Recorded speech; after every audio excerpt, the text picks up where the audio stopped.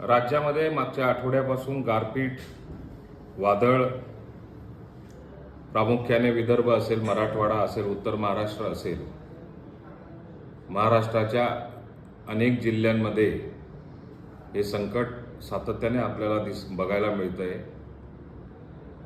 मी संबंधित जिल्हाधिकाऱ्यांशी संपर्क साधण्याचाही प्रयत्न करतोय। राज्याच्या सचिवांना या सूचना दिल्या गेलेल्या आहेत की कुठल्याही परिस्थितीमध्ये ज्या शेतकऱ्यांचं नुकसान झालेलं असेल त्याचे तात्काळ पंचनामे आता नुकसान झाल्यानंतरच दिसतात, ते पंचनामे लवकरात लवकर झाले पाहिजे।